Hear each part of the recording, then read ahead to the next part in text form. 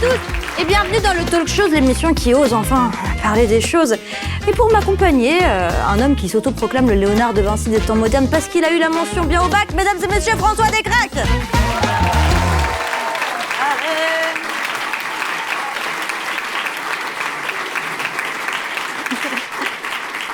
Merci Alba. Aujourd'hui, nous allons parler d'une chose qui a été un vrai tournant dans l'histoire, la Renaissance. Alors, est-ce une révolution culturelle, scientifique, politique ou simplement l'origine du nom des Tortues Ninja? C'est ce que nous allons tenter de découvrir et j'insiste sur le mot « tenter ». Et en plus de ça, comme d'habitude, nous avons un vrai public parmi nous. Et cette émission sera peut-être la dernière de la première saison. Et comme cette première saison sera peut-être la dernière également, alors j'ai très envie qu'on immortalise le talk show, mais pas n'importe comment. Moi, j'ai envie d'une œuvre d'art, François. Oui. J'en ai marre, j'ai envie d'une œuvre d'art à la Botticelli, à la Michel-Ange, un truc simple, quoi. Mais fait par un humain. Ah bah oui, bien sûr. Alors, j'ai demandé à ce qu'on nous installe, t'as dû voir un petit peu de matériel, mais il nous manque l'artiste. Est-ce que quelqu'un se sent digne, parce qu'il faut quand même être sacrément digne, de nous croquer? Elle est là. Tu te sens digne de nous Elle est immortaliser? C'est vrai que tu as un petit look. Mais je crois que tu es un artiste. Bonjour, merci. Alors, je te laisse t'installer avec nous. C'est sûr? C'est comme tu le souhaites. Tu t'appelles comment? Je m'appelle Laurine. Laurine, tu te sens digne de nous immortaliser? Bien sûr, Ouais. c'est mon métier. C'est ton... Je suis Oui, peintresse numérique, on et pourrait tu as dire. un chapeau en plus de peintre. C'est mon habit de tous les jours. D'accord, bon bah très bien. Je t'accompagne. Viens, je t'accompagne. Avec Ah plaisir. oui, voilà, c'est de là. Waouh! Ce canevas est magnifique. Bah, ça te plaît? Tu veux que je te laisse tranquille peut-être pour créer? Oui, Eh ben je te laisse, je te reprends ça et merci, à tout à l'heure. nous croquer. Nous croquer dignement et on te retrouve tout à l'heure pour voir le résultat qui risque d'être incroyable. Si t'as besoin, je me retourne. Des fois, tu me dis, hein, je te fais des fausses. Hein. Voilà. Alors, la Renaissance. Oui, Moi, je n'y connais pas grand-chose. Oui. Mais j'ai visité Venise, qui va être un lieu de Renaissance aussi. Ouais. Et j'ai pas autant aimé que beaucoup de gens, autant que d'autres gens. Parce que je l'ai fait pendant la saison, genre en janvier, et j'ai trouvé la ville terrifiante. Déjà, c'est une fausse ville. Il y a pas de gens qui habitent à Venise. Les gens, ils arrivent en car pour travailler à Venise et ils repartent à 17h. Et quand tu dors à Venise, bah, t'es juste dans une ville fantôme. Et quand t'as lu trop de romans de Anne Rice avec des vampires, bah, tu crois que tu vas te faire emporter par des vampires la nuit. Et vraiment, je trouve cette ville terrifiante. Tu as déjà visité Venise? ouais. Je suis allée à Venise à la même période que toi, Ouais. en janvier. Moi, j'ai vu des gens vivre là-bas. Enfin, ils y mangeaient et tout. Et ils sortaient d'appartements avec des sacs de courses. Tu sais, c'est comme les bébés pigeons. C'est-à-dire? Bah, c'est pareil. Les Vénitiens, c'est une légende. On ne sait pas si personne. Enfin, les gens disent, ah ouais, j'ai jamais vu de bébé pigeon. Alors qu'en réalité, il y en a. Bah, c'est pareil pour les habitants de Venise. Il y en a. Mais juste, en fait, ils font des trucs de Vénitiens qu'on ne connaît pas. C'est secret. Moi, je pense qu'il n'y a personne qui habite à Venise à part les touristes. Voilà. Moi, C'est j'en ai vu. Ah, c'est ma théorie. Moi, j'en ai vu, pas à Venise. mais je pense qu'ils font exprès d'entretenir ça. Ah ouais. Pour qu'on crée des romans et tout ça. Ah, des mystères et des légendes. Et je pense qu'on va parler de Venise aujourd'hui. Et on va aussi parler de vengeance. Oui, j'adore ça. Alors voilà, toi, c'est ta passion, la Ah vengeance. ouais, j'adore. Bah, ouais, je trouve que la vengeance... Alors, attention, parce que ça peut être très très mal compris. Ouais, je trouve pas ça super de se venger, mais je trouve que les histoires de vengeance, d'honneur, de vengeance, etc., sont souvent passionnantes dans les romans, dans les films, etc. Pas dans la vraie vie. Et pas en voiture, Alba, pas sur l'autoroute. Je on sais, l'a mais déjà dit. Oui, mais les queues de poisson, c'est universel, ça énerve tout le monde. Hein. Ok. C'est le langage de la haine, hein, la queue de poisson. Mais pour aller plus loin dans le sujet... nous recevons un homme aux multiples talents, un homme de la Renaissance, mais pas du parti Renaissance, Clément Viktorovitch.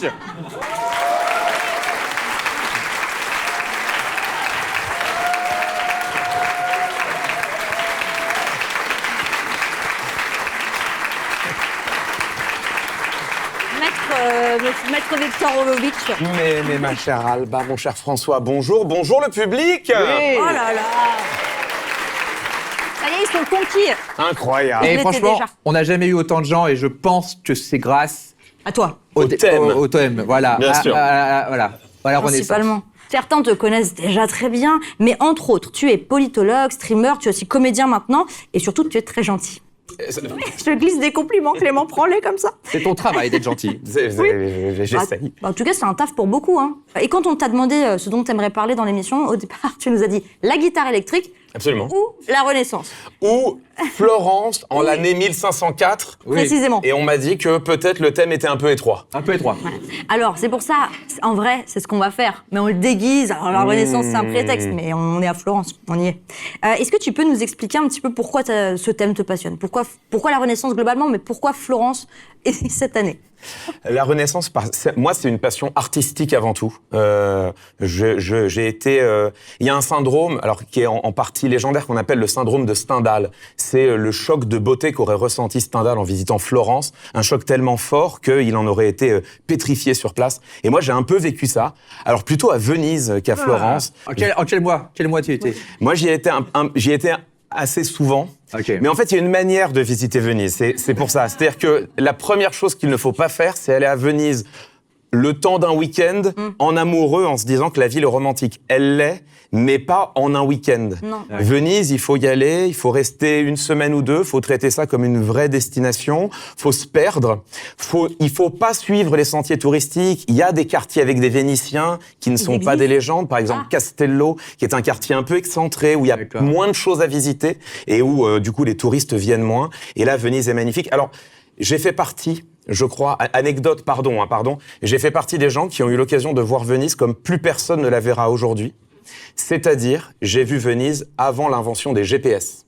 En fait, ce qu'il faut Comment tu savoir... fais pour te repérer ? C'est impossible. En fait, ce qu'il faut savoir, voilà, c'est que Venise est un labyrinthe, que la ligne droite n'existe pas à Venise, puisque pour aller d'un point à un autre, tu y vas en ligne droite, et puis tu tombes sur un canal, et puis ce canal n'a pas de pont, donc tu fais le tour, et puis au bout de 2 minutes, si tu n'as pas de GPS, t'es perdu.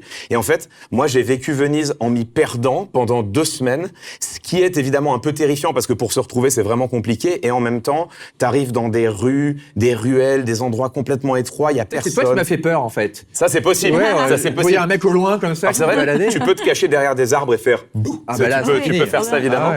Mais il y a une personne qui a la ref. Voilà. Et non, mais c'est Venise avant le GPS, c'était quelque chose de merveilleux. Et le grand plaisir, au bout d'1 ou 2 semaines, c'est que tu finis par connaître un peu les sentiers.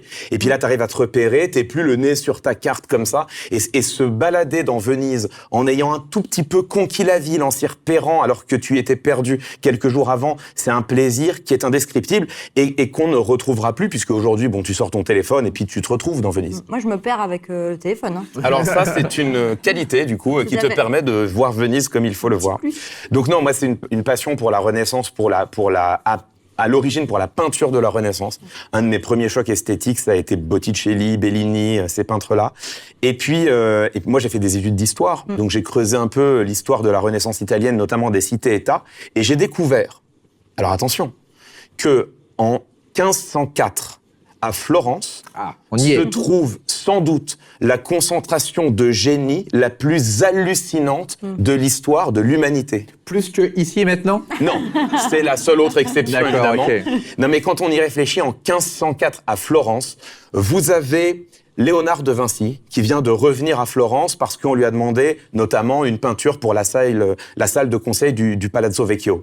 Vous avez également Michel-Ange, le jeune Michel-Ange, qui vient d'achever son David et qui est là, présent à Florence, en jeune prodige qu'il est. Quel âge il avait environ ? Il a une trentaine d'années. Ok. Il a une trentaine d'années. Vous avez Raphaël. Donc là, on a déjà 3 des 4 Tortues Ninja, par parenthèse. Déjà, voilà. Vous avez Raphaël qui est là, qui a une vingtaine d'années, qui vient parce qu'il est attiré par cette rivalité dont on parlera peut-être, une rivalité fascinante entre Léonard et Michel-Ange. Mais c'est pas tout. Bon, vous avez d'autres artistes complètement fous. Hein. Je crois que vous avez Filippino Lippi qui est dans le coin. Bon, c'est complètement hallucinant. Et puis, au milieu de tout ça, vous avez un homme qui travaille dans son petit bureau de secrétaire florentin qui s'appelle Nicolas Machiavel, qui est là. Quelques années plus tôt, à Florence, vous avez eu Savonarole, le moine dominicain théologien, qui a été pendu et brûlé en place publique, qui est sans doute un des orateurs les plus brillants de l'histoire, Pourquoi les il plus était pendu alors hallucinants. qu'il était prêtre ? Pourquoi il a été... Alors, il a été pendu puis brûlé. Tu veux l'histoire ? Elle est longue, elle est compliquée, mais elle est fascinante. Qu'est-ce qu'ils ont marqué comme cause Alors en fait, ce qui se passe, c'est qu'à la fin du XVe siècle, dans les années 1490, Florence, qui était une cité-État, on va parler peut-être de l'Italie et tout ça est absolument passionnant. Florence, Florence, qui était Non, hein. une cité-État florissante, notamment sous l'influence de Laurent de Médicis. Il faut savoir qu'à l'époque, l'Italie n'existe pas. C'est une péninsule italienne partagée en cités-États qui sont dites républiques, qui ne sont pas des démocraties, hein, bien sûr, mais qui sont dites républiques, qui se font largement la guerre les unes aux autres et qui cherchent la puissance, le rayonnement. D'ailleurs, l'art, c'est à ce moment-là de l'histoire de l'humanité, rendez-vous compte, tout ça est absolument fou, c'est à ce moment-là de l'histoire de l'humanité que l'art va devenir un instrument de domination politique. Pourquoi est-ce que l'art fleurit dans ces années-là en Italie? Justement parce que vous avez des républiques qui se font la guerre, qui vont chercher l'influence, et elles vont chercher l'influence en demandant, en commissionnant par du mécénat, mais du mécénat intéressé auprès d'artistes de renom, des œuvres monumentales, merveilleuses, pour justement montrer leur influence. Et donc, Florence, à la fin du XVe siècle, est une cité-État florissante. Elle va subir un revers militaire face à la France. Les Médicis vont tomber en disgrâce. La ville, à ce moment-là, va connaître un tournant qui va être perçu comme apocalyptique. Pourquoi ? Parce qu'il y a un petit moine dominicain qui s'appelle Fra Girolamo Savonarola, qui est le prieur du couvent de San Marco, qui est un rhétoricien de génie, qui faisait des prêches absolument enflammés, qui a acquis une influence sur la ville avec des prêches où il disait le luxe, le stupre, les futilités de la vie florentine sont en train d'abîmer la grandeur de Florence. Florence sera frappée de la malédiction de la chute, et vous verrez à ce moment-là qu'il faut en revenir à quelque chose de plus sobre, de plus religieux, de plus intériorisé. Et en fait, est-ce qu'on peut le comparer au grand moineau dans Game of Thrones? Un petit peu, exactement. Et je pense que les deux personnages sont tout à fait. Je pense que le grand moineau dans Game of Thrones, il est peut-être, en tout cas, modélisé un peu sur Savonarola. Et donc Savonarola, en fait, au moment où il y a une instabilité politique, ses prêches, tout d'un coup, vont commencer à résonner comme prophétiques, et il va réussir à asseoir sa domination sur la cité. Et donc la cité de Florence, pendant quelques années, va être plus ou moins gouvernée, c'est pas vraiment une théocratie, mais en tout cas, elle va passer sous l'influence de Savonarola, à tel point que il va y avoir une grande ambiance anti-artistique, où les envoyés de Savonarola vont toquer aux portes des gens en leur disant « Est-ce que vous avez des choses qui manifestent les futilités, des vêtements, des œuvres d'art, voilà ?» Et donc les gens vont donner... Des tableaux. Exactement, les gens vont donner leurs tableaux, leurs œuvres d'art, leurs vêtements, tout ce qui manifeste un peu le stupre, le luxe inutile, et tout ça va être brûlé en place publique. Dans une couleur trop vive. Exactement. Ouais. Et ça va s'appeler le bûcher des vanités. Et Savonarola, quelques années plus tard, quand il tombera en disgrâce parce que la domination se faisait peut-être un peu pressante, notamment sur l'élite florentine, qui disait quand même, bon, il est gentil, Girolamo, là, mais au bout d'un moment, les tableaux, c'est bien, un peu de joie de vivre, quoi. Bon. Et bien, au moment où Savonarola tombe en disgrâce, il va être pendu et brûlé sur la place publique, à l'endroit même où, quelques années plus tôt, il avait organisé son bûcher des vanités. Ça, c'est Florence, à la fin du XVe siècle, et quelques années plus tard, à peine, au même endroit, vous avez Machiavel qui est là, Raphaël qui est là, Léonard qui est là, Michel-Ange qui est là, vous avez des rivalités. C'est absolument fou, la concentration de génie en un même endroit. Et c'est pour ça que... Est-ce que toi, tu penses que... Alors, vraiment, si on te dit... En fait, la réponse, elle est dans la question, mais genre, si on te disait, tiens, t'as une machine de voyage dans le temps, où est-ce que tu voudrais aller? T'aimerais être là, quoi. T'aimerais être au centre de tout ça. Et non, il veut voir des dinos. Non, voilà. C'est effectivement un petit diplodocus quand même. Voilà, qui saurait résister à cela? Non, mais ça fait partie des endroits. Et alors, au-delà de la concentration de génie et d'artistes absolument incroyables, au-delà de ça, la Renaissance italienne, le début du XVIe siècle, c'est quand même un moment de bouleversement intellectuel aussi, à la fois politique, à la fois religieux. Enfin, rendez-vous compte. Mais on ne se rend pas compte aujourd'hui. Non, mais on ne se rend pas compte de ce qu'ont été ces années. J'ai hâte d'être à tout à l'heure aussi. Il y a trop de trucs. Vous allez voir, c'est génial. Mais rendez-vous compte que entre 1513 et 1514, les dates fluctuent. Entre 1513 et 1514, Nicolas Machiavel pose la dernière ligne à son livre Le Prince, dont on aura peut-être l'occasion de reparler. En fait, c'était ça. Donc justement, très bien. Le Prince, qui va être une œuvre de bouleversement pour la politique. En fait, si je tirais un peu le fil, et je pense que j'aurais pas totalement tort, je pourrais dire que l'acte de naissance de la science politique, c'est 1514, c'est l'écriture du Prince par Machiavel. Parce que, à la base, c'était quoi il était connu pourquoi, Machiavel? En fait, Machiavel, à la base, c'est un administrateur, c'est quelqu'un qui va venir travailler au sein de la République florentine pour participer à son administration au moment où les Médicis sont chargés du pouvoir, et puis lui-même va être chassé du pouvoir plus ou moins au moment où les Médicis reviennent diriger Florence. Et en fait, de son exil, il va rédiger un manuel qui est un manuel de conquête et d'exercice du pouvoir, qu'il va appeler Le Prince. C'est Le Prince qui va fonder la légende noire de Machiavel. Justement, si je peux me permettre de... Vas-y. Juste une toute petite... Oui, c'est ça, c'est votre émission, parce que là, moi, depuis tout à l'heure, je suis parti c'est en pas tunnel. ça, on c'est est parce clients. que ça me permet de placer ton spectacle. Oh Ah, bah c'est de la promo, on adore. C'est parce que moi, j'ai eu la chance de voir ton spectacle, l'art de ne pas dire, à Niort. Ouais, Oui, mais oui. magnifique salle, c'était super. C'était super, on s'est bien marré. Les gens de Niort sont très sympas, voilà. Et des listes. Alors oui, c'est pas une légende, hein. Bah, je les ai vus. Hein. Et c'est un spectacle important que je recommande. Ça touche à un sujet moi qui me passionne, c'est le poids des mots, leur importance, ce qu'ils peuvent dissimuler ou révéler aussi. Et tu parles de Machiavel, voilà. C'est pour ça que ça m'intéresse ce que tu vas dire, parce que les gens ont cette image très précise du stratège, très froid. Il y a l'adjectif machiavélique qui en est tiré. Ça représente la cruauté, ça représente quelque chose de très réfléchi, planifié, mais méchant, quoi. C'est un sale adjectif, quoi. Et en réalité, il est un petit peu mal jugé aussi parce que c'était pas que ça. Et c'est justement ça, je trouve que le lien est chouette et ça nous intéresse que t'en parles, justement.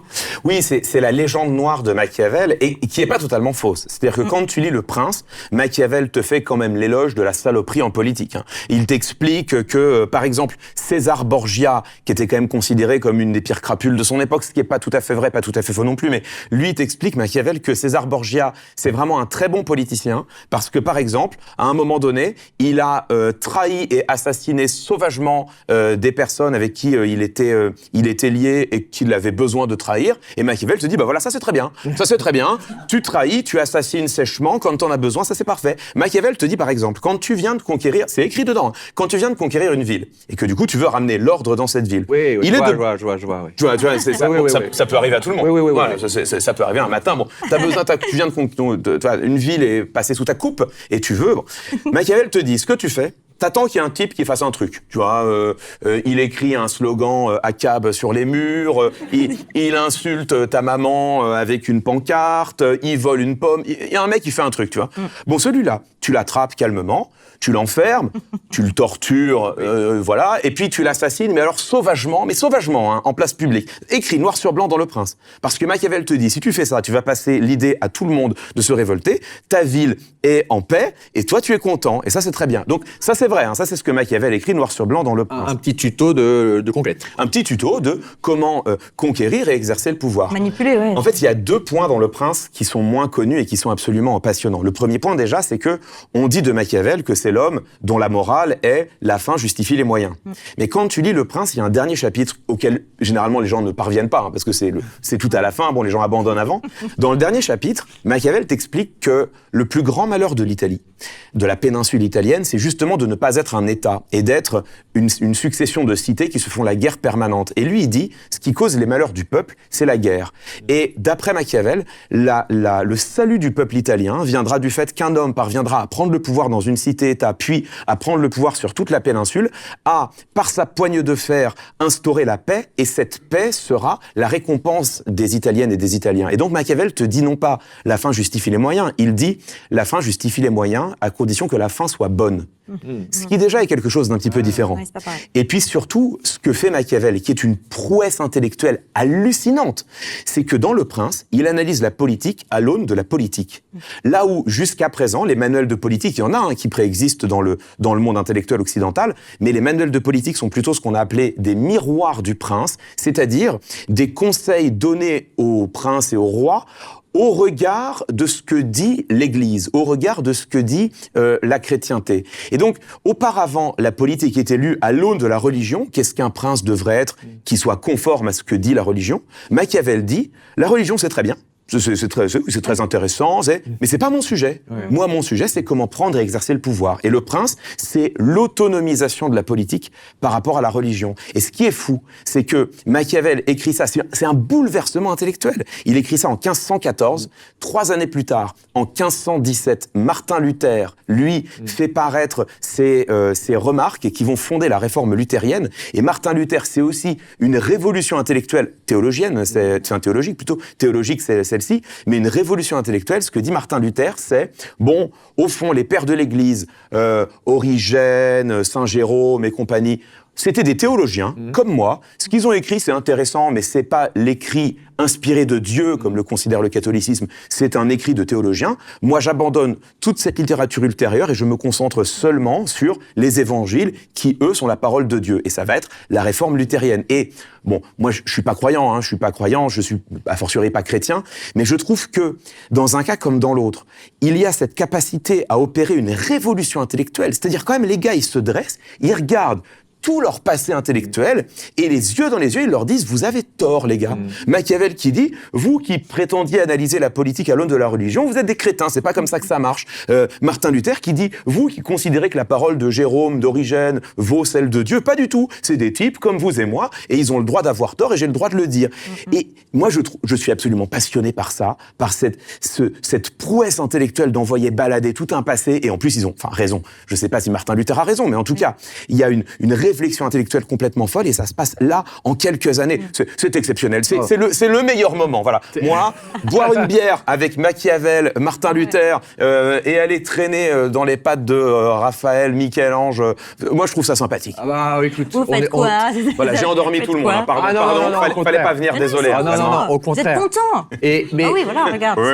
Mais est-ce que, justement, pour aider un peu ce public qui a besoin d'images, est-ce que tu as une œuvre ou un film ou un livre qui représente absolument bien cette période, ou au contraire, il y a des œuvres qui te disent « Oh là, en fait, non, ils sont plantés, c'est pas du tout comme ça c'était ».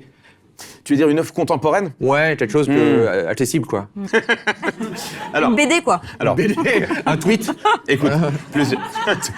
Écoute, déjà, il y a des œuvres de l'époque qu'on peut redécouvrir aujourd'hui. Je donne quelques tips. Voilà, ça. Notez. Et puis, Des recos. on est sur Internet, on pourra mettre les photos et Bien tout. sûr. Oui, on fait ça, nous, on adore. Ah voilà. Première le chose. monteur, Henri, Si- qu'on salue. Alors, si vous avez l'opportunité, la chance de voyager à Rome, il faut aller voir Saint-Pierre de Rome. Et dans Saint-Pierre, C'est pas un gars, hein. c'est pas un gars, non, absolument. C'est pas, Ouais, ok. c'est pas un gonze. Non, c'est une basilique. La basilique, ok. ça, c'est une basilique, voilà. Ça fait partie du Vatican, me semble-t-il, ou c'est juste à côté. En tout cas, ça, j'ai une petite incertitude. Vous allez à Saint-Pierre de Rome. Vous rentrez dans la basilique Saint-Pierre.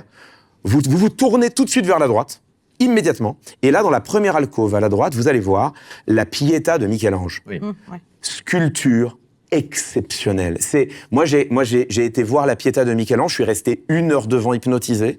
J'ai vu plusieurs personnes pendant que j'étais là venir la voir et repartir, dont plusieurs, je jure que c'est vrai, ont fondu en larmes devant la sculpture. Et moi j'étais pas très loin. L'histoire de la Pietà de Michel-Ange est absolument folle. Michel-Ange a 23 ans. Il a fait 1 ou 2 trucs sympathiques, on commence à le considérer comme un artiste de talent, mais il y a un type, un cardinal français, qui vient le voir, qui lui dit « Écoute frérot, à un moment ou à un autre, je vais calamser ». Ce qui est bon, il se trouve que ça s'est effectivement Il avait produit. 30 ans, il était déjà vieux. à Et l'époque. voilà, c'est la ça. retraite, c'est la- Il s'est dit, ouais. bon, un jour ou l'autre, moi, je vais, voilà. J'aimerais bien avoir un chouette tombeau et que sur mon tombeau, il y ait le plus beau marbre de Rome. Il dit ça à un type, Michel-Ange, qui a 23 piges, il a rien fait de majeur encore. Michel-Ange, qu'est-ce qu'il dit ? Il dit, pas de problème. Il va lui sculpter la Pietà, là, pendant quelques années à peine, je crois que ça lui prend 2 ans. Au bout de 2 ans, il a sculpté non pas le plus beau marbre de Rome, mais ce qui, selon plusieurs personnes, dont moi, est le plus beau marbre de l'humanité. C'est quand même fou, le pari que c'est. C'est la première œuvre majeure de Michel-Ange, elle est exposée. Il faut aller voir ça, c'est absolument formidable. Mais justement, c'est une expérience presque religieuse que tu as, alors que tu n'es pas religieux, tu n'es pas croyant, et il y a beaucoup de gens qui vont là-bas alors qu'ils ne sont pas croyants. Et qu'est-ce que tu perçois ? Toi, tu perçois plutôt le génie de ces personnes, là où d'autres gens perçoivent l'image de l'aspiration divine. Comment toi, quelle était ton émotion à ce moment-là ? En fait, moi, je pense que, et je crois que c'est une des raisons pour lesquelles cet art religieux me touche autant, je crois que c'est la seule manière que j'ai trouvée de comprendre ce que c'est que le concept de divin pour les croyants. Quand, moi, ces œuvres-là, la Pietà de Michel-Ange, par exemple, est d'une beauté si parfaite, si éthérée, si surhumaine, que devant cette beauté, j'ai l'impression de toucher du doigt quelque chose de supérieur. Ouais. Mais c'est ça, c'est De- fait pour transcender. Ouais. C'est l'idée même. Eux, ils essaient de se rapprocher du divin en nous proposant des choses. Et ils mettent leur talent d'homme au service du divin. Et nous, quand on vient en tant qu'athée devant une œuvre comme ça, on ressent quand même le divin, même si on n'y croit pas. Ouais. Parce que c'est cette énergie qui a été mise dedans qu'on peut, qui ressort en fait. Et moi, je trouve ça, et c'est intéressant parce que moi, vraiment, la dernière chose pour laquelle j'imaginais me passionner un jour, c'est l'art religieux. Et pourtant, c'est effectivement pour toutes ces raisons-là, celui qui m'a frappé. Il y a un tableau, il n'est pas très connu. Il y a un tableau de Giovanni Bellini qui est à la galerie de l'Accademia de Venise, justement. C'est un tableau, c'est un triple portrait de la Vierge Marie au centre, et puis vous avez Madeleine à gauche et Catherine à droite. Et en fait, ce portrait, je crois, alors il a des photos qui existent en ligne, mais comme c'est pas un tableau majeur, il a jamais été bien photographié et absolument rien ne rend justice à la beauté absolument surréelle de cette toile. Et en fait, là où la toile est magnifique, déjà, elle est sur fond noir, c'est un clair-obscur, donc c'est quelque chose qui est dans l'air du temps. Hein. Vous avez un peu plus tard, vous aurez Léonard qui va peindre son Saint Jean-Baptiste, merveilleux, exceptionnel, Saint Jean-Baptiste qui émerge comme ça dans un sfumato d'un fond noir derrière. Il est au Louvre, tout le monde peut aller le voir, tableau merveilleux. Et donc vous avez Bellini qui peint ce triple portrait, au centre duquel il y a une Vierge Marie, représentée vraiment dans les atours et les traits de la Vierge Marie, comme on l'imagine dans ces années-là, avec des traits très doux, très fins, mais presque stéréotypiques. C'est presque pas un être humain, c'est vraiment l'image de cette figure christique qui est la Vierge Marie. Et puis à gauche et à droite, vous avez Madeleine et Catherine qui sont représentées sous les traits de nobles vénitiennes, totalement humanisées. C'est des personnes que tu pourrais imaginer croiser dans ces années-là. Et là, toute la Renaissance est là. Toute la Renaissance est là, c'est-à-dire non pas nier la centralité de la religion, qui reste centrale évidemment, mais l'idée que l'humain, c'est ce qu'on a appelé l'humanisme d'ailleurs, l'humain reprend une place importante, que la religion n'est pas la seule autorité, mais que, par exemple, les écrits de l'Antiquité qu'on relit, qu'on redécouvre dans ces années-là sont une autre autorité, l'histoire. Et donc dans ce portrait-là, par exemple, vous avez vraiment à la fois l'image du divin absolu, avec cette Vierge Marie presque irréelle, inhumaine, et puis à côté vous avez ces deux nobles qui sont d'une beauté indescriptible, dans lesquels se mêle quelque chose, là aussi, du divin, mais en même temps du tellement humain. Et ce tableau, c'est l'art de la Renaissance pour moi cristallisé. C'est injustement méconnu, hein, vraiment, je le dis, injustement méconnu. Donc voilà, c'est pour moi la meilleure manière d'appréhender la Renaissance. Alors oui, évidemment, on peut jouer à Assassin's Creed 2. Bah là, bien sûr, bien sûr. Très bonne licence. Les rues de Florence et Venise, ils sont étonnamment bien. Voilà, c'est vraiment. Ils travaillent avec des historiens. Tout à fait, il y a de la topographie, ils font un travail de dingue. Voilà, on s'y croit, c'est tout à fait chouette. On peut voir le Da Vinci Code. Bien sûr, voilà. Absolument rien, voir ou lire, absolument aucun rapport avec la Renaissance italienne, hein, vraiment. Ouais, là, De Vinci, bon, c'est un personnage stéréotypique. Et on peut voir Hudson Hawk avec Bruce Willis, ou non, tu te rappelles pas de ce film? Non, vas-y, c'est un voleur et il y a tout un truc sur ils vont à Florence, etc. Et c'est un film d'aventure exceptionnel, très sous-coté, très absurde. Si, je me souviens, ça y est, vieux, hein, années 90, c'est ça? Ouais, bien sûr, je me souviens. C'est vrai que c'est difficile en réalité. En fait, ce qui est difficile, c'est que ces œuvres-là, je pense qu'il faut les voir plus que les découvrir en photo pour percevoir leur force incroyable. Donc, et il y en a quelques-unes en France. Hein. Enfin, le Saint Jean-Baptiste de Vinci au Louvre est magnifique. La scène au Louvre, elle est quand même on n'est pas obligé d'aller à Florence. On peut aller au Louvre. Il y a des œuvres, il y a des Raphaël au Louvre qui sont magnifiques. Je pense que maintenant, c'est l'heure de l'amusement. Alors, place au jeu, on va accueillir frère Jocelyn, s'il vous plaît. On a un vrai frère. C'est un vrai.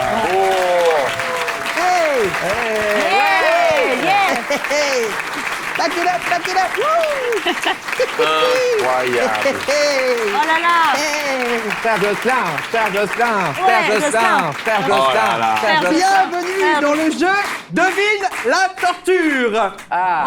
Devine la torture! Où on te brise le fémur!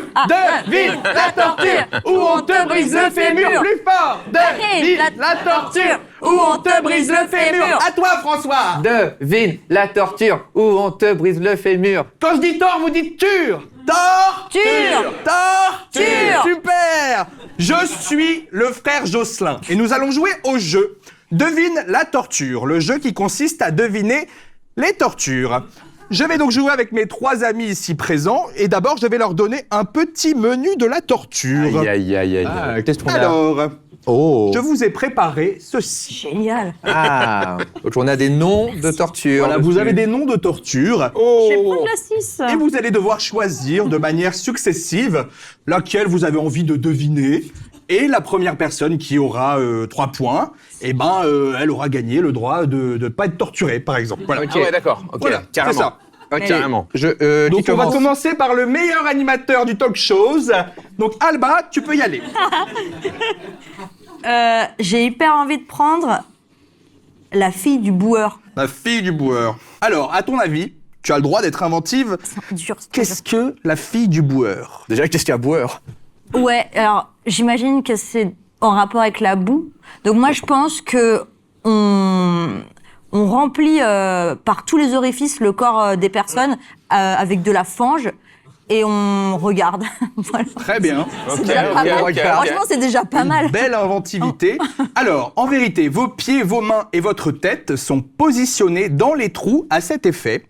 Vous êtes ainsi contorsionné et souffrez de nombreuses crampes. Parfois, je prends un malin plaisir à appuyer fortement sur vos épaules. Du sang pourra ainsi sortir de tous vos orifices. Ah oui, d'accord. C'est Voilà. c'est de la bonne crampe, quoi. C'est pas de la petite crampinette. C'est de la bonne, Ok. c'est de la bonne, ouais. Sympathique. J'ai utilisé le terme orifice. Oui. Est-ce que ça vaut un demi-point? Oui, Ah, oui. merci. On lui donne. Oui. Clément, je t'en prie. Alors, moi, j'en connais quelques-uns. C'est vrai? Mais- C'est pas vrai. Oh bah quand même. Mais il y a des classiques. Virtuellement ou par pratique Je ne répondrai pas à cette D'accord, question. Non, mais la poire d'angoisse. On dirait un dessert. Qu'est-ce que Ouais. c'est la poire d'angoisse? Alors, est-ce que, déjà, d'une part, je vais partir du principe qu'il y a une question d'orifice à un moment donné ou à un autre. Je pense que c'est un truc récurrent, ouais. À mon avis, voilà, c'est un pari. Il y a au moins un Ça orifice. peut- de Et toute alors, façon. oui, voilà. Et alors, il y a le mot poire. Est-ce que c'est à rapprocher de nos poires à lavement ou... Ah, plus ou moins. Je n'espère pas trop pour la fin. Aïe, aïe, aïe, aïe, aïe, aïe, aïe. Ok. Alors, moi, moi, je suis parti sur la poire à lavement. Donc, la Ouais. poire d'angoisse qu'on remplit d'une grande quantité de liquide. J'imagine qu'on la positionne dans un orifice, celui qu'on imagine, Oui. et qu'on appuie L'oreille. sur la poire, bien sûr, de manière à transférer le liquide de la poire elle-même jusqu'à l'intérieur de l'individu. C'est pas mal. L'instrument s'apparente à une boule qui peut s'élargir grâce à une vis, donc une action, Ok. placée dans votre bouche ou plus bas. Ah. La poire d'angoisse peut faire exploser le crâne si elle est ouverte rapidement. Donc on est plutôt sur Ah, d'accord. l'idée de la poire qui se... Ok, j'étais pas si loin, quoi. Non, pas si loin. Moi, Ok, je pense ok. que le point peut lui être attribué. Allez. Oui, bah ouais. oui, allez. Alors moi, j'ai le numéro 5, le Oui. seau. Très bien. Et pour moi, c'est on te met un seau sur la tête et on te fait t'es un louche de merde. Non, c'est pas ça. Ça pourrait. C'est l'humiliation. ton dernier mot? C'est mon dernier mot. Très bien. Pour moi, je vois pas pire. Vraiment, ouais. Ouais. On vous met un rat dans un seau, Ouais. placé Ah oui. au niveau de votre ventre. Bah oui, bien Puis, sûr. je chauffe l'extrémité de l'objet. Pour s'échapper, le rat rongera et griffera les entrailles de la victime. Oui. Voilà. Torture réutilisée dans le roman de George Orwell, 1984. Ah. Ainsi que dans Game of Thrones, d'ailleurs, également. Alba? Ah ouais, la Vierge de fer. Ah, le classique. C'est connu. Ah, c'est connu. Moi, je connais pas. Donne-moi un indice. Ah bah non, c'est Un non. indice. un indice. Je Dans un dirais film. que... Dans un film, on le voit. C'est une torture pointilleuse. Oh. Ok. On est dans une sorte de costume de métal Oh. avec des pics et on resserre. Bah, je crois que c'est pas mal. Alors, c'est pas mal, Je hein. crois que c'est pas mal. Ouais. Vous êtes placé dans une sorte de sarcophage Ah, muni de nombreuses pointes. ça ressemble à des trucs de magie. Oui, c'est vrai. Cette méthode de torture est lente et douloureuse. Les portes se referment lentement sur vous, les pointes de fer vous transpercent peu à peu la peau. Ah, C'est pas mal quand même. ah ouais, 2 points. Deux. On va dire 1. Ça vous va 1? Merci. On n'a toujours pas parlé de l'âne Bah espagnol. ouais, moi je l'ai vu Non, tout de suite. il est là. ouais. Vous connaissez? Non. Non. T'es fair play parce qu'en fait, t'en connais, mais tu choisis ceux que tu connais pas. Bah oui, Bah, ouais, c'est c'est sympa. trop facile Très sinon. C'est l'amour de la torture, hein, ça. Bah voilà. On connaît, hein. Alors, l'âne espagnol. Ouais. Alors, est-ce que c'est une torture qui implique un véritable âne? Pas vraiment, non. Pas vraiment, voilà, c'est Et ça. un véritable espagnol. Non, pas du tout, mais... Est-ce Non, que ni est-ce âne, que ni c'est un espagnol. truc un peu comme la fille du boueur, c'est-à-dire une sorte de chevalet où on t'attache dans une position qui rappelle un peu un âne. Et On te chevauche. Et après, Il y a une attache, oui, il y a une attache. Et après, il peut se passer un peu plein de trucs, quoi. Soit on te laisse Ouais. décéder de crampes, soit des objets contondants avec lesquels on s'acharne, quelque chose comme ça. C'est pas trop mal, mais Ouais, c'est pas exactement vous ça. serez assis à cheval, d'où Ah. l'âne, sur une structure en forme de V inversée. Oh oui, je le connais, bien sûr, Oui, bien bien sûr. sûr. Ouais. Je vous attacherai des poids aux pieds et peu à peu, vous serez ainsi coupé en deux. Oui, bien sûr, bien sûr, bien sûr. Pas Ah, très là. loin de l'authentique empalement, évidemment. Ouais, Bien sûr, mais absolument. c'était pas celui-là. C'est un demi-point. Euh, François. Moi, j'ai le numéro 1, le berceau de Judas. Oui. Euh, Oui, Donc le berceau, bon, j'imagine que tu es bien confortablement Oui. dans un endroit où on te berce et on te dit ah, eh bien Judas c'est un traître. Donc à la moment on te fait hop et tu tombes du berceau et tu fais oh. Alors, c'est presque ça. C'est tellement précis. Attention, justement, elle est très précise. S'il se tape contre le mur, non? C'est paf, paf, c'est un berceau et tu le... En fait c'est un manège. Ouais, C'est ça, ouais, mais... c'est la foire du trône. Mais sans protection, quoi. Ok. Vous serez tiré vers le haut et positionné sur un siège très spécial, un peu comme celui-là, en forme de pyramide. La pointe placée au niveau de l'anus Ils adorent ça, les anus, hein, dans ces tortures. Hein. ou du vagin. Je trouve... Ah, oui. Voilà. Puis, on vous descendra très lentement grâce à des cordes. L'orifice s'étirera. Je peux accentuer la douleur en vous relevant et en vous faisant tomber sur la pointe lourdement, ou même en vous balançant. Ah, c'est trop Donc pas de point, non, si je ne m'abuse. hein, si je ne m'abuse. Alba. Je vais la jouer safe, je vais prendre Ouais. la manivelle. Ouais. Et je pense qu'on est sur une petite histoire d'écartèlement. Un truc où on tourne la Et moi, pendant ce temps-là, je tournais la manivelle. On a tous la ref. Et en fait, pas aussi marrant que la chanson. Et alors, C'est pas mal. alors, je dois décrire mieux sur Oui, une tu roue. peux. T'es sur tu une peux. roue. Ok. Et non, elle est pas ronde. C'est pas une roue. oh là, Elle est pas ronde. Elle est pas ronde, Père Jocelyn. C'est une roue pas ronde. On est plutôt sur un truc en bois, une planche, un siège, une roue pentue, Bon, un sol. eh. On est sur la table. Ah, On va, une voilà. table. Ouais, Une c'est table, ça, voilà. c'est ça. C'est du mime ou quoi? Et c'est pas merci. Bon, je le dis, parce Ouais. que t'es pas mal. Vous êtes allongé sur une table. Une incision est ensuite pratiquée au niveau de votre abdomen. Ça a commencé pareil, mais ce n'est pas fini. Un crochet, lui-même relié à une manivelle, Oh non. se positionne Oh. sur votre intestin grêle. Oui, bien sûr. Ah ben oui bien sûr. Je peux ensuite activer la manivelle à ma guise et l'intestin sera très lentement arraché de votre Et- ventre. Ouais, c'est pas pratique. Voilà la pour, tête du manger. public. Et il y a une personne qui sourit. Ah oui. Elle est en rouge. Elle est en rouge, elle adore. Clément. Évidemment, je ne peux pas ne pas être intrigué par la fourchette de Ah ouais. l'hérétique. Trop drôle. J'imagine que ça a peu de choses à voir avec une authentique fourchette. C'est pas, c'est pas une idée, c'est pas un truc genre supplice de Je Tantale. peux te lire le début, il y a Vas-y. marqué « Il s'agit d'une fourchette ». Voilà. C'est pas genre une fourchette avec les pointes recourbées, du coup tu peux rien piquer. Ah. Et comme tu peux rien piquer, t'as faim mais t'arrives pas à manger. Parce que Quelle torture. Oh non. c'est très très tantalien Mais comme. utilise tes mains, Non, pas tout à fait. Non, c'est pas tout à fait ça. Donc une fourchette qu'on vient Ouais. placer, j'imagine, dans un orifice probablement. Non. Non. Ah. Mais arrêtez de penser à les orifices à la fin. Est-ce qu'on vient dans ce cas-là, parce qu'il y a toujours une histoire d'orifice, est-ce qu'on vient créer un nouvel orifice avec la fourchette? Et ça peut. Ah. Ça peut. Ouais. Donc une fourchette et on vient te touiller des spaghettis dans l'intestin grêle. Non, non, non, pas, non. Non. Ok. Il y a les yeux. La fourchette est attachée sur le corps. Là. Ok. Ouais. Ouais. Comme une bout d'oreille quoi. Enfin. Et quand il y a quelque chose qui se déclenche, eh ben, elle agit quoi. Ah ouais. La Une fourchette est. Ça tourne comme ça? Non. Ok, bon, Ah, comme les mélangeurs. tu veux comme la les- réponse Oui, exactement. Ouais, comme si tu veux de la pâte. Comme le Thermomix, cookie, quoi. ouais, Voilà, comme- c'est ça que ça fait.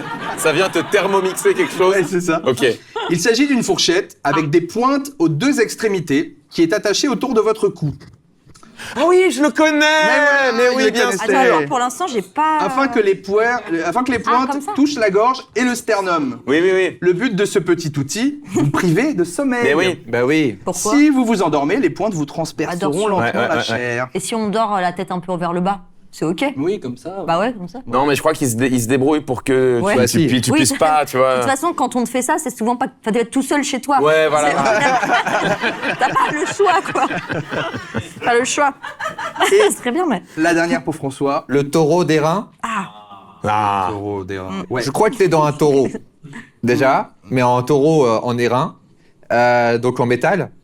Et on te crame, C'est bien, on ça. allume le taureau, quoi. Et après, moi, tu meurs dans Ah, le en fait. taureau, quoi. Mais bravo. Voilà. Le taureau d'airain est un taureau de bronze Ouais. et un instrument dont le fonctionnement est très simple. Pratique. Pour la C'est TVH, famille, ça, quoi. vous êtes placé à l'intérieur et on allume un feu en dessous. Le métal s'échauffe et vous êtes brûlé, périssant au bout de longues minutes de souffrance et de lamentation. pourquoi Une sorte de cocotte minute, en Oui, somme. un peu, oui. Pourquoi ils voilà. ont pris le temps de faire un taureau? Je sais pas, faites une Oui, boule, quoi. c'est- C'est long. Oui, les Ouais, c'est cornes. vrai, c'est pas vrai. Non, mais il faut rentrer dans la poule.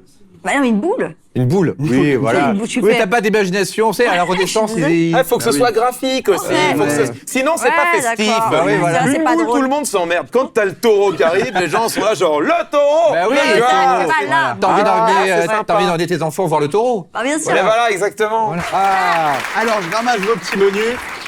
Hier, Bah on écoutez, avait. merci beaucoup, frère Jocelyn. Merci, je vous en prie, je vous en prie. Merci, Je crois bravo. qu'il y a des cadeaux. Tu veux pas le donner à Le- Clément? Il connaît déjà son Ah bah dis livre. donc. Le plus gros pour la gagnante et le plus Oh. petit pour le deuxième. Voilà. Et François, bah, bonne Ah, merde. continuation. Merci. Pardon.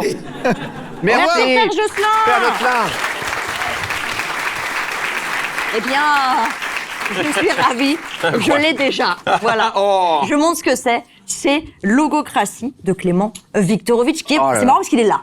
C'est La coïncidence est dingue. Quel hasard. Et toi, tu as un livre de quelqu'un? J'ai un livre De toi Nicolas Delestre, De moi. Sic Transit Gloria Mundi, la mort des Nicolas papes. Delestre. Bon, on verra. Ouais, ça me dit On verra, quelque on chose. verra.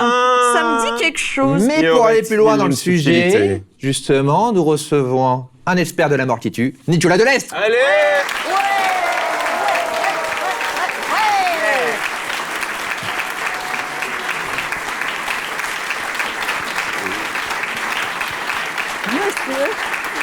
Cher expert.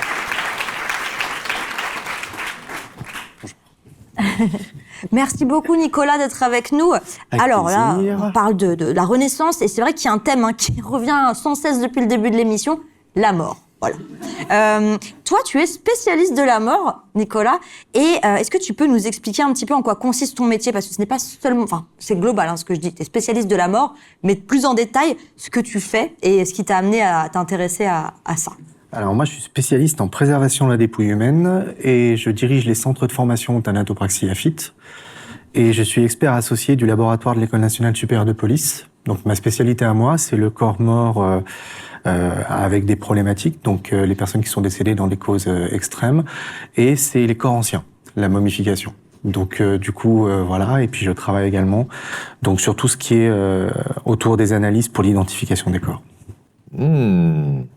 Et alors, ah, ça faisait un peu, pardon, je me suis entendu moi-même, le Oui, micro oui. était... C'était trop enthousiaste, Ouais, François. ouais. C'était trop enthousiaste. Aucun rapport. Alors en Italie, on a une véritable culture de la mort. Certains vont même dire que c'est je sais pas, la capitale de la mort, même si un pays n'est pas une capitale. Pourquoi il y a marqué ça? Est-ce que tu peux nous en parler? Oui, tout à fait. Alors effectivement, l'Italie a amené énormément de techniques autour de la préservation des corps. Naples, Florence ont été des cités qui ont produit énormément de capacités autour de ça. On a notamment une technique qui est assez particulière, qui est celle de la pétrification humaine. Ah, alors ça m'intéresse. Donc c'est une technique qui a été développée autour de Florence avec Girolamo Segato et qui ensuite a été plus ou moins affirmée dans la cité de Naples par Efisio Marini. En fait, c'est le fait de pétrifier des corps humains décédés pour en faire de la marqueterie, c'est-à-dire de la marqueterie, c'est-à-dire effectuer des tranches très fines de ces corps pétrifiés pour recouvrir des meubles, des tables ou des jeux d'échecs, par exemple, puisqu'il existe un jeu d'échecs réalisé. Et vous pouvez en voir un exemple juste à côté d'ici, puisque au musée de la médecine à Paris, il existe une table qui a été offerte par Efisio Marini et qui est recouverte avec un pied, 4 oreilles et de la bile pétrifiée. Mais est-ce que les gens qui donnaient leur corps aux meubles... Ils étaient morts, ouais. Oui, mais ils étaient morts, mais voilà. Mais s'ils étaient au courant, c'était un truc qui disait mon rêve, c'est Non. d'être Un buffet. Toute la problématique est autour de l'identification des corps. C'est-à-dire qu'à partir du moment où un corps est non identifié, il y a potentiellement un usage de celui-ci à des fins scientifiques, puisque là on est sur des fins scientifiques. Et donc à l'époque, on avait la possibilité de pouvoir utiliser ces corps, alors soit en sortie d'hôpitaux, soit directement dans les morgues. Les villes qu'on appelle les villes à fleuve ont souvent ce qu'on appelle à l'époque des dépôts des morts, qui sont les sous-bassements des hôpitaux, dans lesquels on stocke les cadavres des personnes. Et donc à partir de là, on fait un usage de ceux-ci. Donc ils étaient stockés en libre service. Oui. Si vous avez besoin d'un corps pour la science ou pour décorer votre intérieur, c'était... Mais en fait, il ne faut pas imaginer ça comme ça. Il faut imaginer qu'on est à l'aube des découvertes scientifiques, on est dans un démarrage où on veut explorer, et le corps humain fait partie de ces territoires d'exploration. Contrairement à ce qu'on peut imaginer, la religion n'est pas contre l'exploration de l'intérieur du corps humain, pour une raison très simple, c'est que la complexité à l'intérieur du corps humain laisse penser justement au fait que l'homme est une machine de Dieu. Oui. Donc le geste autopsique, par exemple, contemporain, provient justement de ce phénomène religieux. Donc on a, si vous voulez, initialement parlant, absolument pas de blocage. Le blocage religieux autour justement de la dissection des corps va venir après Boniface VIII, qui va souhaiter qu'on arrête le dilaceratio corporis, donc la division des corps. Et donc petit à petit, on va avoir un recul de l'anatomie. Ouais. Mais l'Italie va se développer autour de la dissection anatomique. On le voit avec tout ce qui a été produit, Boccopagno d'Axigna, etc., sur Padoue, Cordoue. On a énormément de choses en fait qui produisent de la donnée scientifique autour de l'intérieur du corps. D'accord, ok. Donc c'était vraiment, c'était là où vraiment la science et la religion étaient complètement partout en phase. Ouais. Partout en territoire européen, effectivement, il y a cette continuité, mais pas seulement. On a effectivement ce phénomène de la découverte. L'objectif, c'est de découvrir. L'arrivée, évidemment, alors tout le monde connaît Vézal pour ses productions exceptionnelles, ses codex, mais avant Vézal, il y avait déjà des grandes productions anatomiques dans les grandes universités européennes. Italie et Espagne ont donné les plus grandes productions dans ce domaine. Et c'était, on voit souvent ces images où c'était dans des universités où vraiment c'était, tout le monde pouvait regarder, c'était comme un cours où tout le monde était là. Alors, il faut pas mal interpréter ces images. Il faut bien imaginer que l'enseignement médical de l'époque est basé sur le concept de Galien. Galien, c'est la théorie des humeurs, et Galien n'a jamais fait aucune dissection d'un être humain. Il base ses concepts anatomiques sur ceux des grands singes. Ouais. Donc, il faut imaginer en fait un enseignant qui est sur une chaise haute, et vous avez parfois, mais pas souvent, ça dépend des moments de la saison, puisqu'on préserve peu les corps pour l'anatomie. Et donc, vous avez un corps et un barbier qui va tenter, sur la lecture en fait du professeur, de montrer ce qu'il lit sur le corps qui est en train d'être découpé. Donc, évidemment, cet enseignement va être extrêmement dépendant de la qualité de la personne qui va disséquer, ce qui est problématique, et également très dépendant de la réalité de l'œuvre de Galien, qui a été très vite mise en doute. On parlait de Florence. Et on sait aussi qu'il y avait des classes sociales à Florence à cette époque. On sait que bien mourir, ça coûte un bras, sans vouloir faire de jeu de mots. Voilà. Mais ça t'a fait rire, donc j'ai gagné. Et j'aimerais bien que tu nous parles des momies florentines et que tu nous expliques aussi un petit peu, parce que c'était cher de bien mourir, quoi. Il y a de toute façon une technique florentine, en fait, qui est un peu particulière. Alors évidemment réservée à une élite, on peut appeler ça une élite, puisque d'abord il y a le concept de conservation du corps qui signifie la conservation pour l'éternité, qui entre de toute façon initialement en opposition avec le concept chrétien, puisque on est poussière, on doit revenir poussière. Mais la technique florentine, c'est celle de réaliser une ouverture légère sur les deux tempes de l'individu, faire un trou et ensuite faire passer une substance dessiccative, alors généralement un vinaigre quelconque, pour soustraire le cerveau et la masse cérébrale et qu'elle sorte de l'autre côté. Okay. Pourquoi ? Pour une raison très très simple, c'est l'objectif, c'est toujours l'identification. Il faut bien imaginer que la technique florentine a un but, c'est celui de l'identification. On veut identifier le cadavre parce qu'il faut montrer que la personne est décédée pour pouvoir posséder les pleins pouvoirs de celui-ci. Donc, quand on regarde le cerveau, je pense qu'on peut dire. Le problématique du cerveau, c'est que le cerveau est très proche de la face. Donc, lorsque celui-ci va rentrer en putréfaction, il va faire pourrir la face de l'individu. Donc, la reconnaissance va être très altérée. Donc, l'objectif, c'est vraiment s'assurer de la reconnaissance de l'individu. La technique florentine est basée là-dessus. Elle va se répandre un peu de partout, évidemment, puisqu'on est sur une période où il existe 2 types de préservation, ce qu'on appelle la voie sèche et la voie humide. La préservation sèche, c'est évidemment ce qui va se développer beaucoup plus tardivement. Ça va être l'injection intra-artérielle d'une substance conservatrice. Mais vous avez à cette époque-là ce qu'on appelle la voie humide, c'est-à-dire prendre le corps, l'éviscérer et le plonger dans un liquide conservateur. Alors, ce liquide conservateur, la plupart du temps, ça va être conservé à base de plantes. Ça va être des décoctions de plantes. On sait très bien que certaines plantes sont extrêmement efficaces pour la conservation des corps, la rhubarbe, la menthe, etc. Et on va créer des codex de plus en plus évolués, rassemblant des listes de plantes très importantes. Notamment, un Français va développer ça, il s'appelle Pénicher. Et du coup, ces codex sont basés sur les principes initiaux de la conservation égyptienne, mais mythifiés. Okay. Pourquoi ? Parce que en réalité, il est resté toujours un mythe des chevaliers des croisades qui vont observer les momies égyptiennes et qui vont revenir en disant il y a ces techniques. Mais en même temps, il y a des voyageurs, énormément de voyageurs qui vont observer les techniques égyptiennes et qui vont revenir avec les différents concepts, donc les 3 états possibles en fonction de la hiérarchie sociale de la personne décédée, en fonction des moyens que vous avez. Vous avez une préservation très complète, une préservation moyenne et une préservation faible. Et donc l'objectif, c'est vraiment de proposer au Moyen-Âge, aux élites, une potentialité de conservation en leur vendant ça très très cher. Donc en faisant venir des épices qui viennent de l'autre bout du monde, alors ça marche pas, faut être très clair. D'accord. Par contre, effectivement, en Italie et à Florence et à Naples également, l'éviscération fonctionne, puisque le principe de l'éviscération est toujours quelque chose qui va fonctionner. Mais on va essayer de lutter contre, évidemment contre la putréfaction du corps, mais également contre les problématiques méphitique, c'est-à-dire on va lutter contre le fait que le corps entrant en putréfaction, des odeurs très désagréables vont se développer. Ah oui.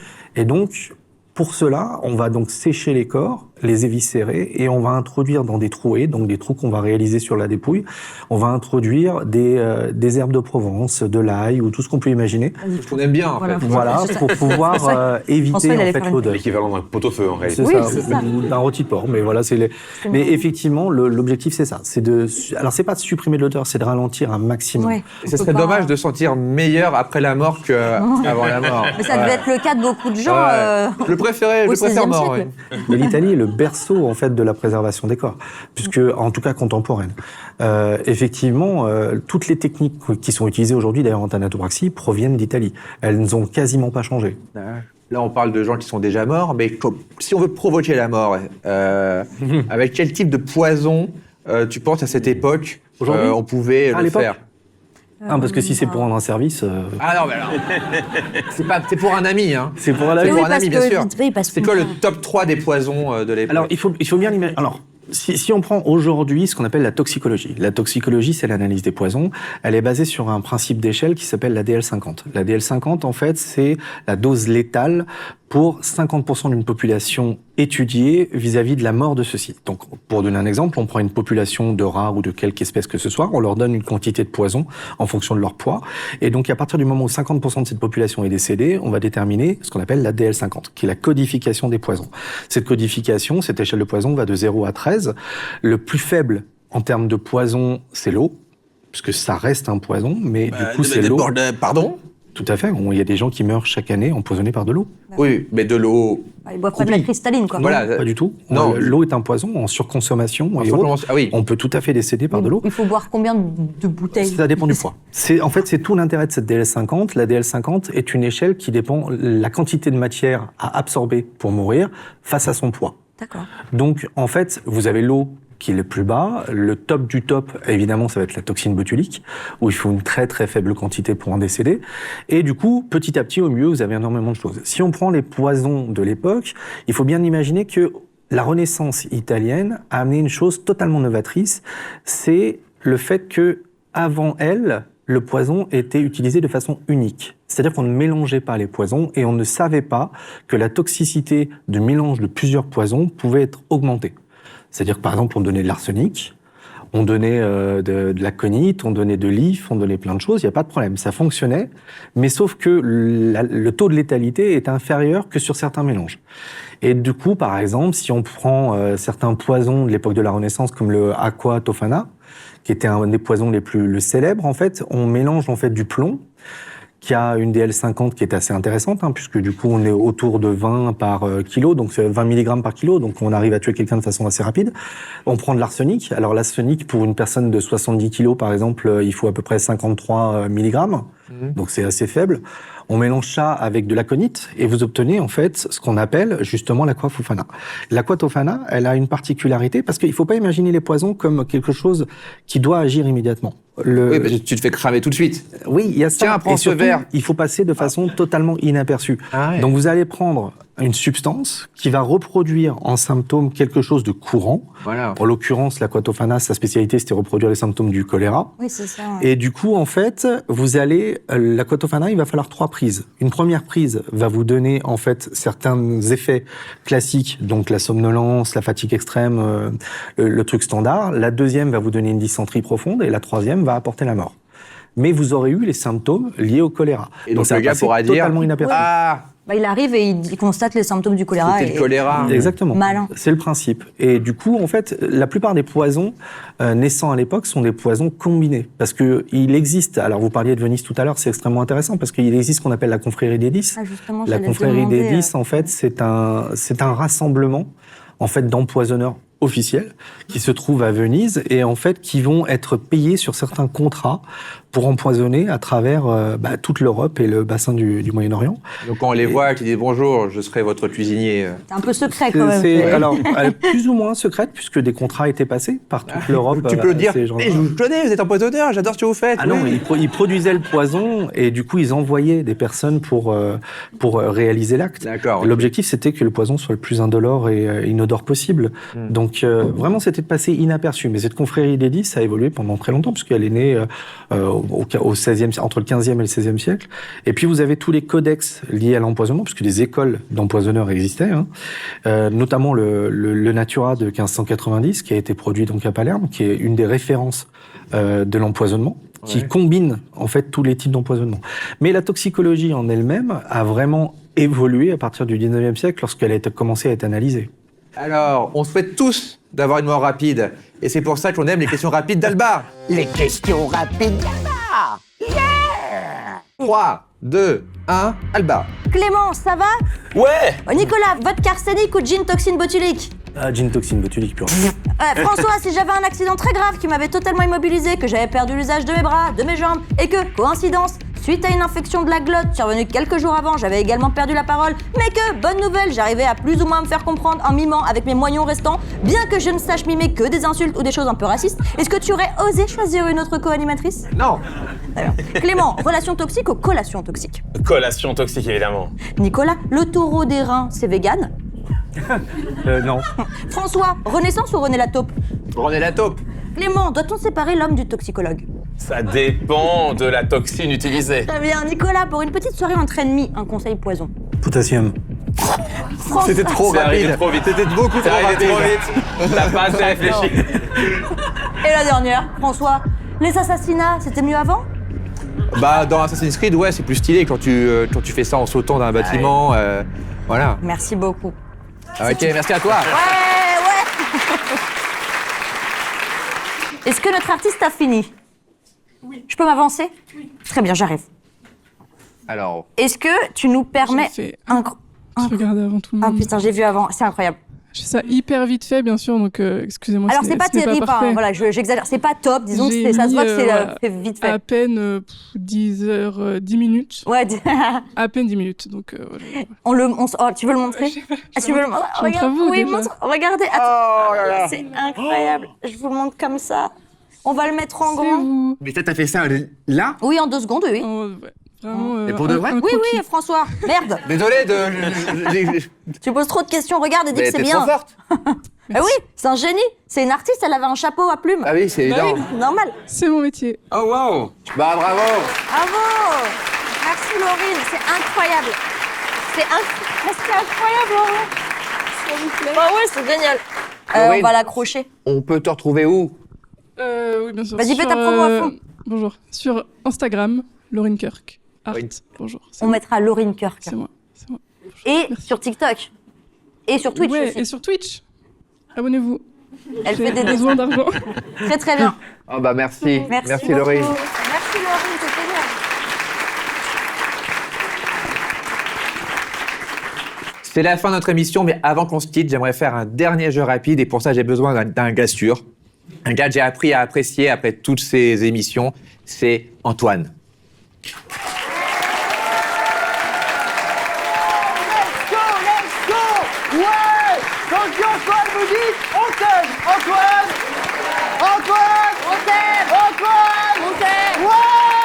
Là ici. Merci François. Merci toi là. Merci. Et en plus c'est ton anniversaire. Merci. Ouais. Joyeux anniversaire Antoine. D'ailleurs, Franchement, ça me fait trop plaisir qu'on ait enfin pu faire la paix. Ouais. Et pour ça, j'ai une petite surprise pour toi. C'est un jeu. Ah Voilà. Ok. C'est un jeu, on va te poser des questions. Ça Et marche. si tu rates, tu bois ces poisons. Voilà. C'est des poisons. Il faudra que tu les boives si tu échoues. Bien sûr, tu vas jouer contre quelqu'un. Poisons, c'est-à-dire Donc, des poisons, des vrais poisons qui vont te niquer le bide. Ok. Et, Ça marche. Et donc, tu peux choisir quelqu'un. Ouais, ok, Attends, bah, je vais choisir. Non, je vais choisir. Non, je vais choisir. Non, je vais choisir. Alors, Quel- qui est intelligent dans la pièce? Salut toi. Ah. J'ai choisi. C'est quoi ton prénom? Victor. Attends, allez, viens, attends. rejoins-moi. Victor, allez. Tiens. J'ai trouvé mon champion. Ah, d'accord, ok. Attention, j'arrive. Bien vu. Excuse-moi. Viens à Pardon, côté de moi. champion. Eh bien. Hop. Ok. Attention, Bon, hein. Victor, pas de panique. L'idée, c'est une question chacun. Celui qui a faux, bois-tu sec le poison. Voilà. Fais gaffe, D'accord. j'espère que t'as soif. Hein. On va commencer par toi, Victor. Tu es prêt? Oui. Tu n'as peur de rien? Non. Première question. Victor, qui a peint la Joconde? C'est Léonard de Vinci. Bravo. Oh, bravo Victor. Je l'avais, hein. Je l'avais. Antoine, quelle est la taille du tableau de la Joconde en centimètres? C'était 79 et 53. Voilà. Ok. Tu commences par celui-là? Pas de chance. Allez. Ah là, oui, effectivement, ça. Donc j'y vais, je bois. Ouais. D'accord. Je bois. Bah, pas de problème. Alors attends, il a un verre de lait quand même derrière. où t'as un au verre cas de où, lait, voilà. Pas besoin. Pas besoin. c'est- Ok. À toi, Ah, c'est la vraie. Victor. À toi. Tu sois prêt? Victor, on en a parlé. Qui est à l'origine du mot machiavélique? C'est Machiavel. Très bien, bravo. Bravo. On l'a dit avant, donc forcément. Ouais. À Mais- toi, Antoine. Super, Victor. Quel jour de la semaine est né Machiavel? Ah, bah, C'était un lundi. Voilà. C'était un lundi. On le sait tous. On le sait tous. Ok. Mince. Tu veux pas y aller? Non. Non. J'y vais alors, du coup. Oh là. C'est. D'accord, du poison. Ah. Ok, ça marche. Bon anniversaire, Antoine. Bon anniversaire, Antoine. Alors Victor, quelle ville est connue pour ses canaux et ses gondoles? Oui, voilà. C'est la fameuse ville de Venise. Oh, bravo. Oui, bravo. Bravo. Je savais. Tu savais? Oui, je savais. Bon, bah, si tu sais, tu peux nous dire quelles sont les coordonnées géographiques de Venise? En degrés. En degrés. 4. Non. 45 degrés nord, 12 Ah. degrés est. Tout le monde le savait. Allez, bon, j'y vais. Allez, hop. C'est de l'alcool fort? On va voir. Oh là là. C'est mieux.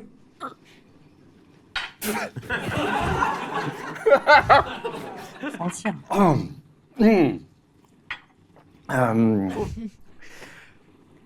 Bien joué, Victor. Bien joué.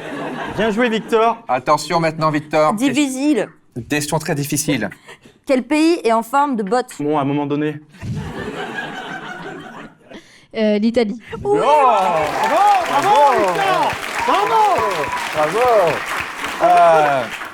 Bon. Oui, bah j'y vais. Non, t'inquiète pas. T'as une chance de gagner. T'as juste à nous chanter l'hymne national Bah ça, merci. de l'Italie. Allez. Mais je parle pas italien. Non, eh ben c'est parti.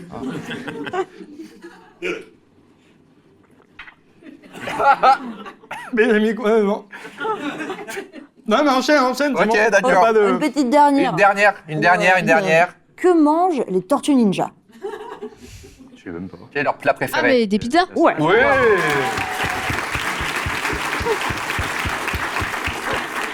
Dernière question pour toi, Antoine. Qu'est-ce qu'il y a sur mes chaussettes? Des pieds? Non, non, qu'est-ce qu'il y a sur mes chaussettes? Je sais pas. Bah oui, fallait regarder, tu me regardes plus jamais de toute façon. Mais ça si, je te regarde tous les jours. Mais non, pas assez. C'était la Joconde. Tu savais, ta victoire. Pas bravo. Courage, Antoine.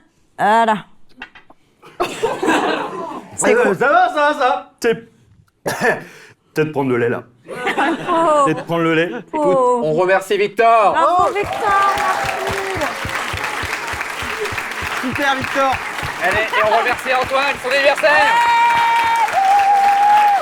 Allez, au revoir. Merci. C'est la fin de notre émission. Qu'avons-nous appris? Qu'à la Renaissance, il fallait être machiavélique. Mais maintenant, on dit Viktorovic. Alors Clément, où est-ce qu'on peut te retrouver? On peut me retrouver sur Twitch et puis sur scène. On fait une tournée des Zéniths en janvier-février 2027. Pile poil pendant... La présidentielle, évidemment. Voilà. Est-ce un hasard? Pas du tout. Et toi, où est-ce qu'on peut te retrouver, Nicolas? La semaine prochaine au congrès de médecine légale de Bruxelles. Et après, si vous me retrouvez, c'est que vous êtes mort.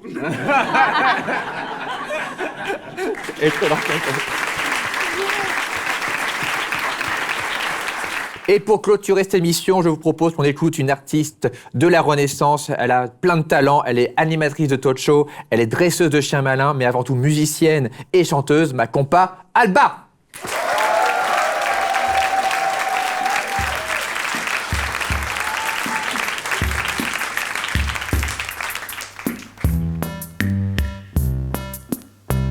Moi dans ce monde, j'ai jamais trop su quoi faire. J'ai souvent dit un peu tout et son contraire. Pas si vulnérable et parfois un peu vulgaire. Je crois qu'on peut dire que je suis né en colère. Et je proteste contre les sales caractères, les faux modestés, les âmes rancunières.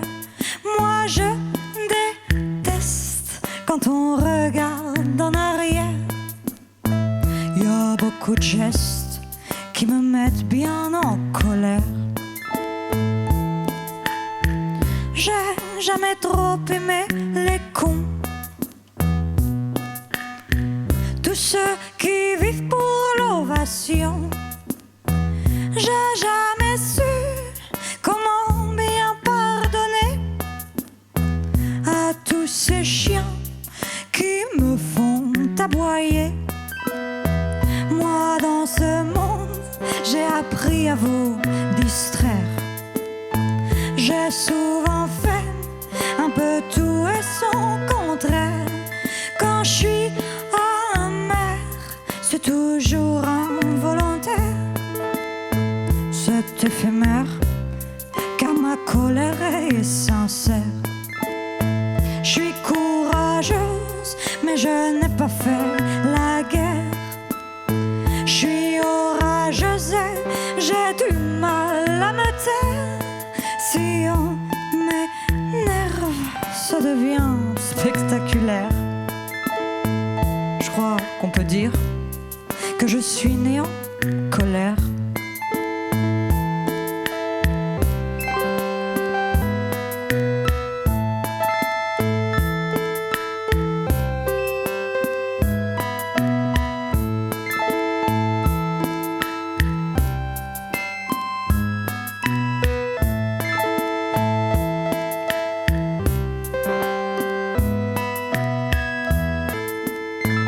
C'est notre dernière du talk show.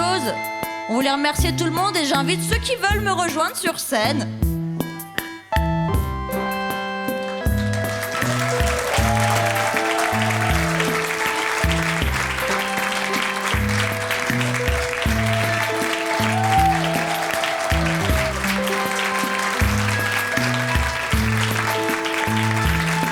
Merci.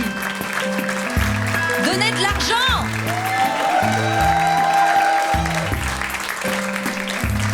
N'hésitez pas. Merci pour votre soutien. Suivez la chaîne. Abonnez-vous. Faites des dons.